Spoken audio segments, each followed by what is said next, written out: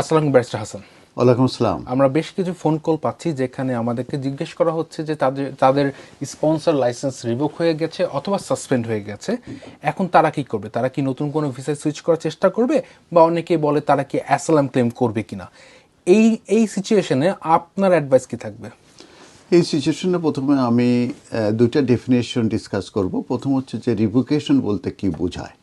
Revocation বলতে বোঝায় যে হোম অফিস যখন পার্মানেন্টলি কোনো অর্গানাইজেশনের যে permission to employ foreign worker আছে সেটা উইথড্রন করে নেয়। দ্যাট মিনস তাদের লাইসেন্সটা উইথড্রন করে নেওয়া হয়, এবং সেটার কারণ হচ্ছে সিরিয়াস কমপ্লায়েন্স ব্রিচেস যদি থেকে থাকে, সেক্ষেত্রে কিন্তু এই অ্যাকশনটা কিন্তু ইমিডিয়েটলি হতে পারে। সেক্ষেত্রে তাদের যে হায়ারিং ওভারসিজ ওয়ার্কার এটা ব্লকিং করে দেওয়া হয়, এবং তাদেরকে ফোর্সিং করা হয় the termination of current sponsored stuffs visa within 60 days। তার মানে তাদের যে স্টাফ থাকে তাদেরকে টার্মিনেট করে দিতে হবে উইদিন 60 days ভিতরে, এবং ইম্পোজ করা হয় তারা যাতে 12 to 24 months তাদের উপর ব্যান অ্যাপ্লাই করা হবে, তারা আর স্পন্সর লাইসেন্স জন্য অ্যাপ্লাই করতে পারবে না।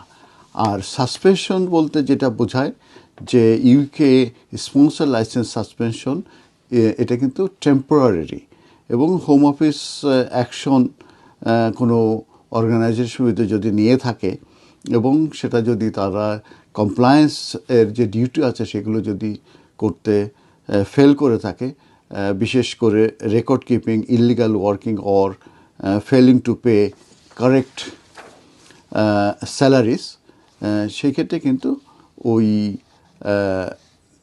কোম্পানিকে তাদের স্পন্সর লাইসেন্সটাকে সাসপেনশন রাখতে পারে। আর ডিউরিং সাসপেনশনে তারা কিন্তু নতুন কস্ট তারা ইস্যু করতে পারে না, এবং এক্সিস্টিং এমপ্লয়ার যারা থাকে তারা জেনারেলি আনএফেক্টেড হয়। তার অর্থ হচ্ছে যে তারা কাজ করতে পারবে, এবং এই যে তাদেরকে কিন্তু রেসপন্ড করতে হবে এই সাসপেনশনের লেটারের বিরুদ্ধে উইদিন 20 ওয়ার্ক ডেজের ভিতরে।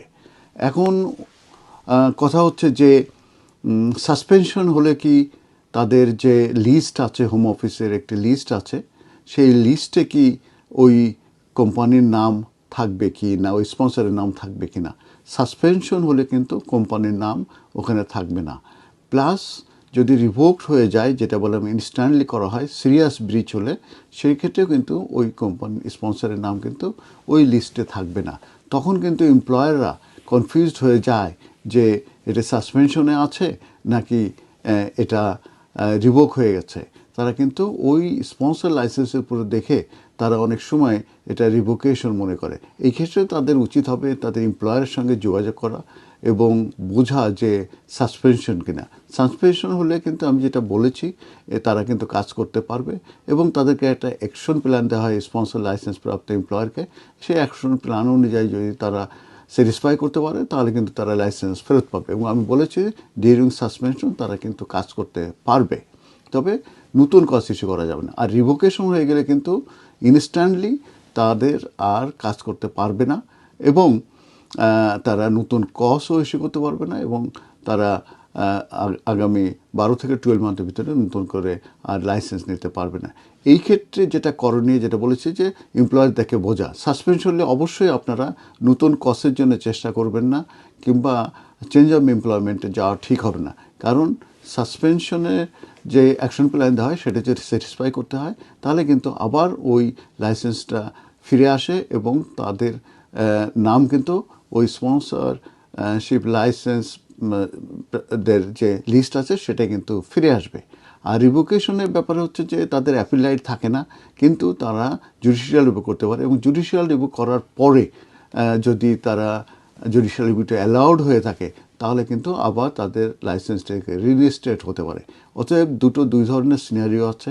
যখনই এই ধরনের সিনারিও হবে আগে বুঝতে হবে যে সাসপেনশন না রিভোকেশন। সাসপেনশন হলে এটা কিন্তু টেম্পোরারি, অ্যাকশন প্ল্যান দিলে সেটার মাধ্যমে কিন্তু রিকোয়ারি করে তারা কিন্তু অলরেডি কন্টিনিউ করতে পারবে ডিউরিং সাসপেনশন, কিন্তু রিভোকেশন হলে তারা করতে পারবে না। কিন্তু রিইনস্টেট হলে পরে কিন্তু তারা আবার জবে ফিরে আসতে পারবে। আরেকটা জিনিস মনে রাখবেন, যদি সাসপেনশনে থাকে সেই ক্ষেত্রে যদি সে আবার নতুন করে কজ নেয় এবং চেঞ্জ অফ এমপ্লয়মেন্টের জন্য অ্যাপ্লাই করে, এই সাসপেনশনে পেন্ডিং থাকাকালীন সময়ে কিন্তু ফাইনাল ডিসিশন আগ পর্যন্ত তারা কিন্তু ওই নতুন চেঞ্জ অফ এমপ্লয়মেন্টে কোনো ডিসিশন নেবে না। সেটা স্টুডেন্ট বিষয়ে যান আর আপনারা কোনো চেঞ্জ অফ এমপ্লয়মেন্টে যান। অতএব এই ক্ষেত্রে আপনারা যে কোনো এক্সপার্ট লয়ার কাছে ভালো করে বুঝে নেবেন কিংবা এমপ্লয়ের সঙ্গে যোগাযোগ করে আপনারা ব্যাপারটা ক্ল্যারিফাই করে তারপরে আপনারা ডিসিশন নেবেন। ধন্যবাদ।